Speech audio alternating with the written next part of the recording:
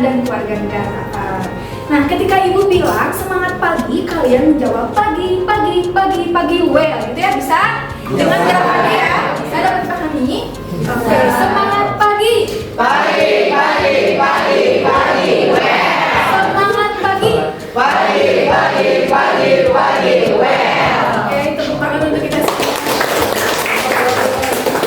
Oke, sebelum pembelajaran kita mulai, alangkah baiknya kita berdoa terlebih dahulu agar pembelajaran kali ini dapat khidmat, gitu ya. Boleh KM-nya dipersilakan.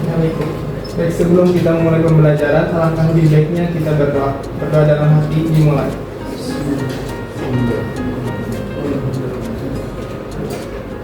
Berdoa selesai. Sikap barisa alam. Assalamualaikum warahmatullahi wabarakatuh. Waalaikumsalam warahmatullahi wabarakatuh.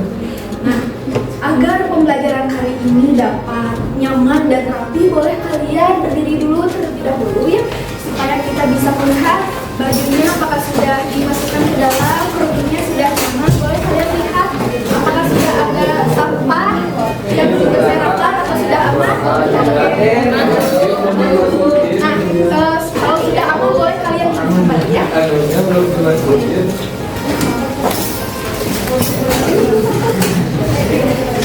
Oke, sudah ya? Sudah?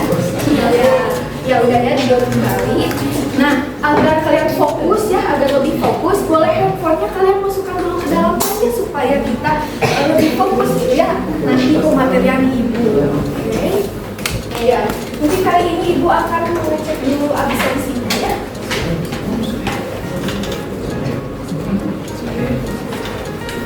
Adisti hadir? Hadir. Nabila hadir? Sakit. Sakit ya?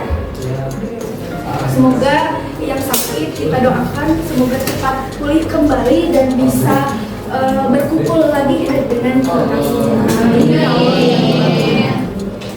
Nah, apakah ada yang masih ingat materi pada minggu lalu kita membahas mengenai apa?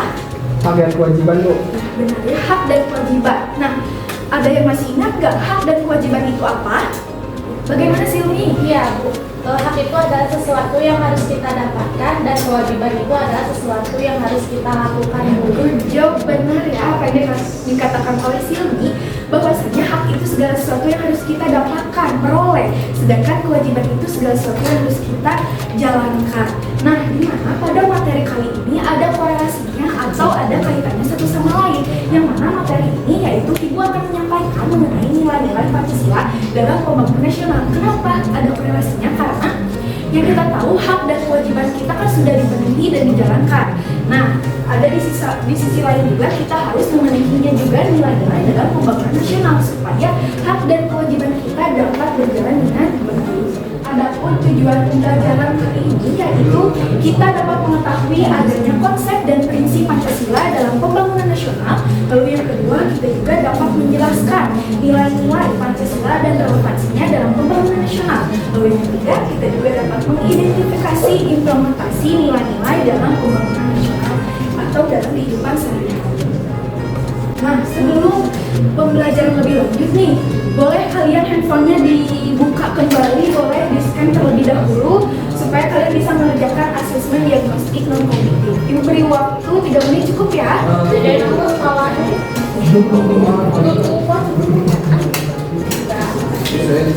Silakan mengerjakan ya. Oke, sudah? Sudah. Alhamdulillah ya, sudah. Oke, mari kita lanjut. Nah, sebelum pembelajaran lebih ini ya, agar kalian meningkatkan daya kritis kalian ya, pemahaman kalian, Ibu ada pertanyaan, 2 pertanyaan, yang mana nanti kalau misalnya ada yang bisa menjawab boleh acungkan ya. Pertanyaan pertama yaitu bagaimana sih peran nilai-nilai Pancasila dalam mewujudkan pembangunan nasional yang berkeadilan dan berkelanjutan? Ada yang bisa menjawab? Bagaimana Pak? Ya, nilai-nilai Pancasila berperan penting dalam mewujudkan pembangunan nasional yang berkeadilan dan berkelanjutan. Nah, sila keadilan sosial mendorong distribusi sumber daya yang merata, sementara sila kemanusiaan menuntut penghormatan terhadap hak asasi manusia dan lingkungan. Nah, kemudian sila persatuan menguatkan kerjasama nasional dan sila kerakyatan memastikan partisipasi publik dalam pengambilan keputusan yang semuanya mendukung dalam pembangunan yang adil dan berkelanjutan. Ya, tentunya good job apa yang dikatakan oleh Nugraha bahwasanya peran dari nilai-nilai Pancasila itu sendiri memang sangat penting ya kita wujudkan gitu dalam pembangunan nasional itu sendiri supaya kita dapat mendapatkan tujuan itu sendiri yaitu berkeadilan dan berkelanjutan. Lalu yang kedua, bagaimana sih relevansi nilai-nilai Pancasila dan pembangunan nasional dalam kehidupan berbangsa dan bernegara? Ada yang tahu? Bagaimana Sabina? Terima kasih Bu. Menurut saya, nilai-nilai Pancasila menjadi dasar dalam pembangunan nasional karena mengedepankan persatuan, keadilan sosial, dan kemanusiaan. Pancasila juga membentuk arah kebijakan negara untuk memastikan pembangunan yang merata dan berkelanjutan, serta mendorong masyarakat berperan aktif dalam menjaga integritas. Keren ya, benar jawabannya. Jadi relevansi dari nilai-nilai Pancasila itu sendiri memang dibangun dengan adanya 5 asas itu sendiri ya, yang mana kita juga harus mengimplementasikan bukan hanya tidak hanya kehidupan sehari-hari saja, tetapi bisa mengimplementasikannya dengan kehidupan berbangsa dan bernegara. Oke, di sini Ibu terdapat cuplikan video yang nantinya kalian simak baik-baik ya.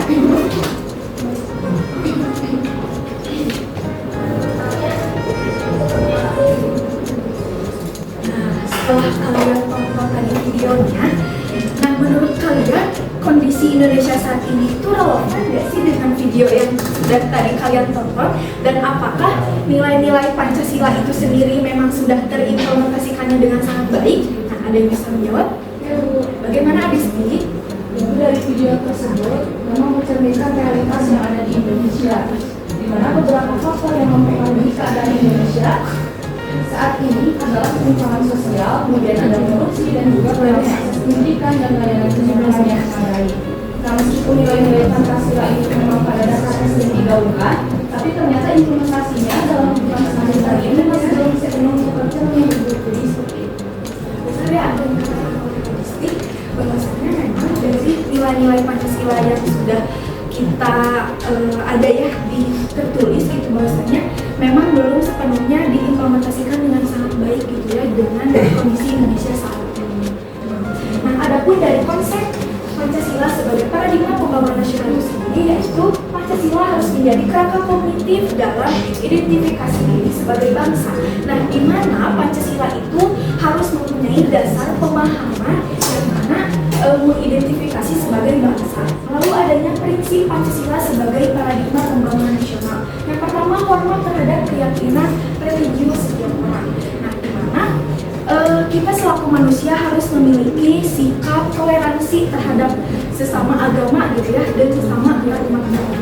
Nah, di sini juga terdapat nilai-nilai Pancasila dalam pembangunan nasional yang mana bisa tercermin dalam 5 asas yaitu nilai ketuhanan. Nah, menurut Badan Pembinaan Ideologi Pancasila tahun 2019, tujuan dari pembangunan nasional itu sebagai perwujudan nilai-nilai Pancasila yang menyeluruh supaya lebih membangun adanya masyarakat yang adil dan makmur menurut nilai-nilai Pancasila. Nah, sebelum Ibu lanjut kepada sesi diskusi, mungkin di sini ada yang sudah dipahami atau masih kurang mengerti terkait pembelajaran kali ini? Sudah? Sudah ya? Nah, sekarang kita lanjut kepada sesi diskusi. Sesi diskusi kali ini, Ibu menggunakan metode pembelajaran think, pair, share.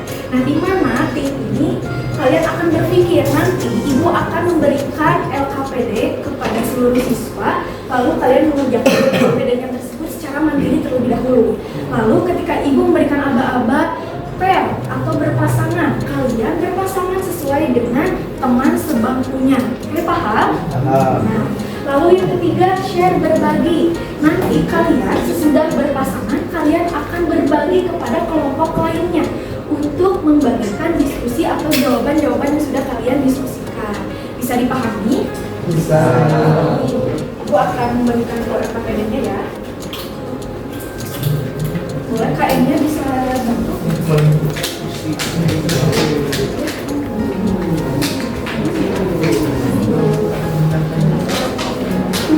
Boleh di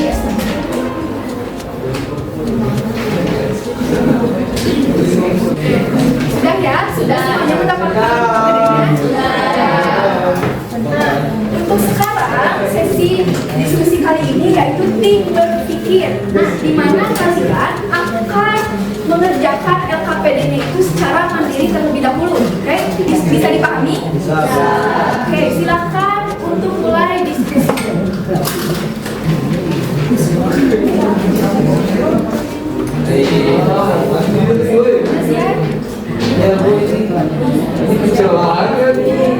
Jadi kamu harus mencari di internetnya itu apakah relevan enggak?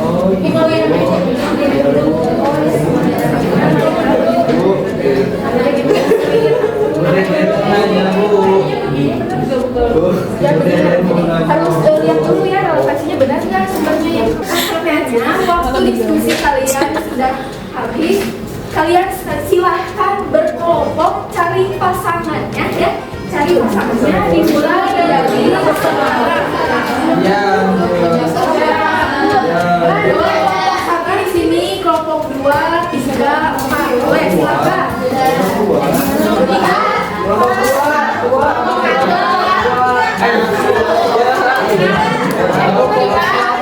Ya udah ya.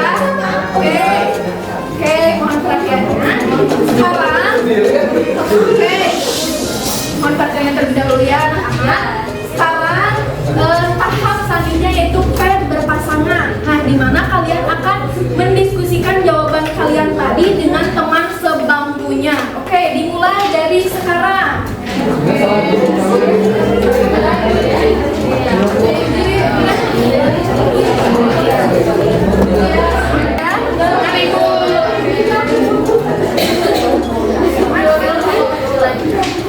Sedia?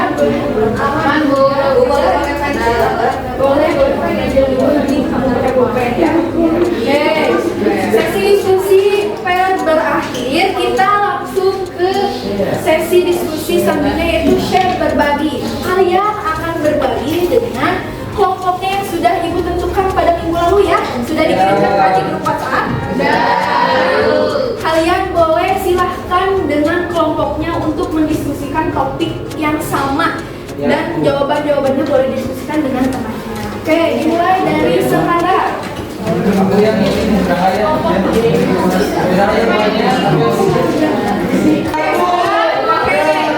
Waktu diskusi sudah habis, silahkan perwakilan kelompoknya untuk presentasi ke depan. Dimulai dari kelompok 1 dan 2.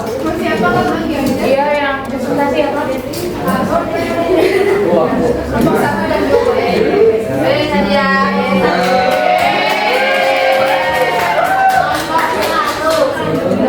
Kelompok 1 dulu. Baik, menurut kelompok 1 itu mengerjakan mengenai topiknya itu sandang, pangan, dan perumahan yang layak. Nah, artikelnya itu menggunakan artikel Kampung Sumbermulyo di Yogyakarta. Nah, menurut kelompok 1, sebuah desa mandiri yang berhasil mengatasi ketergantungan pangan dengan program pertanian organik. Sumber yang saya cari tahu yaitu BPS atau Badan Pusat Statistik Indeks Pembangunan Manusia Indonesia 2021.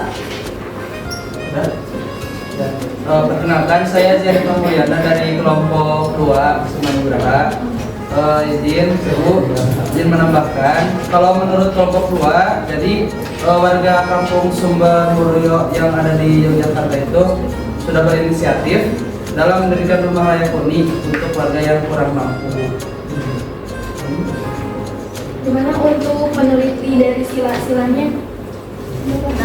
Kalau dari kelompok 2 itu menemukan dari hasil diskusinya baru sampai sila kedua. Nah, untuk yang sila pertama yaitu dari sila nilai ketuhanan, yakni masyarakat itu menjalankan program ini dengan dasar rasa syukur kepada Tuhan atas hasil bumi dan kemampuannya untuk berbagi. Kemudian untuk sila kelimanya sendiri, jadi di kampung Sumbermulyo ini sudah sudah terpenuhi dari segi sandang, pangan, papan, dan juga perumahannya juga sudah layak, sehingga mencerminkan untuk mewujudkan keadilan sosial bagi semua masyarakat. Seperti itu, Ibu. Lalu apa yang kalian temukan yang barunya gitu? Ada sila yang lainnya tidak? Sila yang sila ketiga, Ibu. Ya, sila ketiga juga sama, Bu. Jadi untuk sila ketiga yaitu kolaborasi masyarakat dengan berbagai lapisan sosial dan budaya untuk memajukan desa. Ya, jadi seperti itu. Boleh ditutup dulu? sekian presentasi dari kelompok 1 dan kelompok 2. Terima kasih atas perhatiannya. Semoga ilmunya bermanfaat. Wassalamualaikum warahmatullahi wabarakatuh. Kelompok 1 dan 2.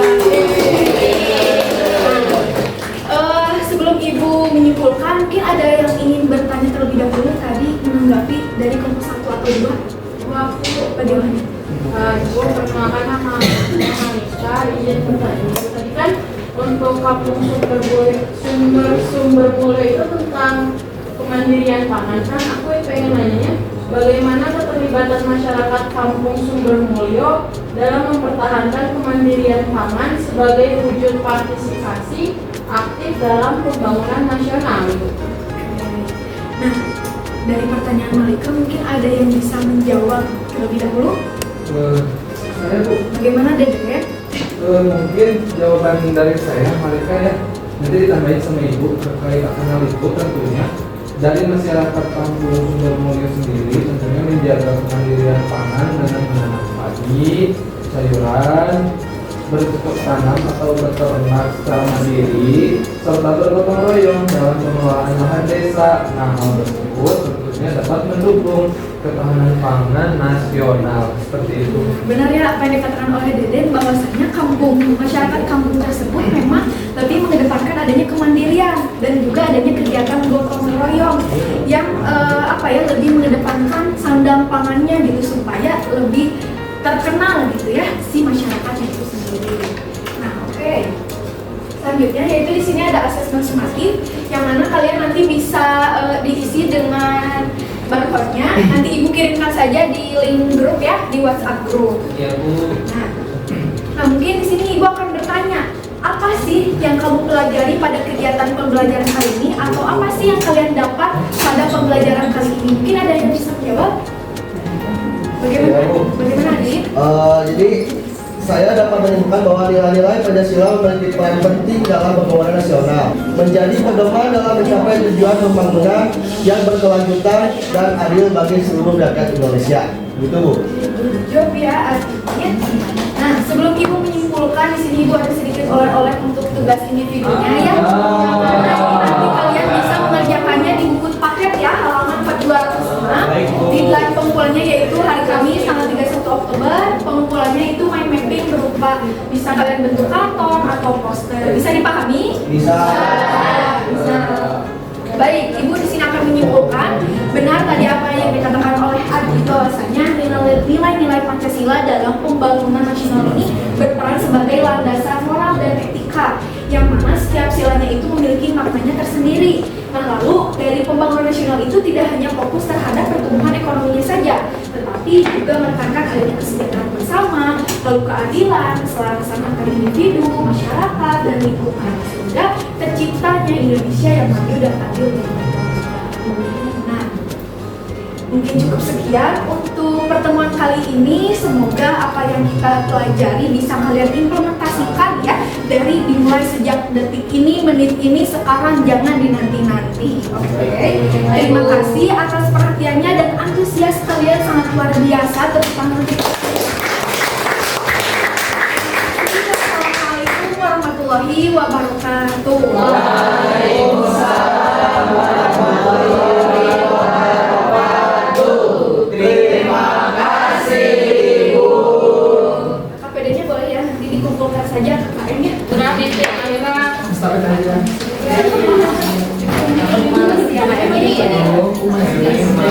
Ini udah dikasih tape. Ini ke kantor saja ya. Ya baik Bu. Terima kasih.